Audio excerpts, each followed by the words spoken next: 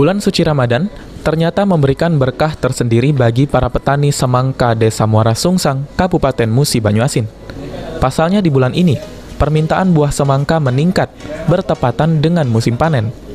Kondisi tersebut memberikan keuntungan sendiri bagi para petani semangka di Desa Muara Sungsang, Kecamatan Banyuasin II, yang mampu memanen 20 ton buah semangka.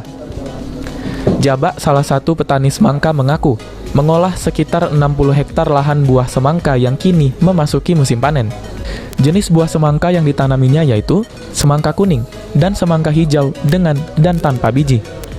Memenuhi permintaan akan buah semangka di pasaran, kini banyak pedagang eceran yang datang langsung mengambil buah semangka di lahan mereka, yang setiap buahnya dijual Rp4.500.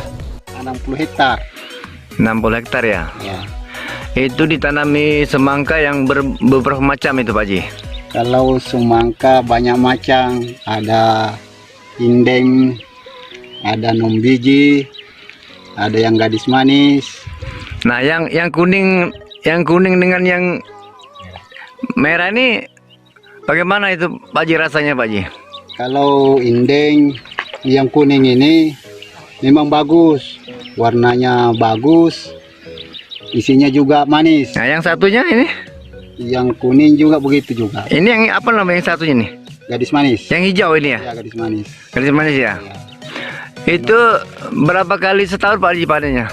Kalau semangka ini bukan tahunan Pak, cuma umurnya 2 bulan. 2 bulan ya? Ya, habis tanam kita hitung 2 bulan panen. Melihat tingginya permintaan akan buah semangka, para petani berharap dapat memperluas lahan garapan mereka. Namun dibutuhkan modal yang cukup tinggi. Oleh karena itu, petani semangka Desa Muara Sungsang berharap dapat mendapat bantuan permodalan. Sulaiman, PAL TV.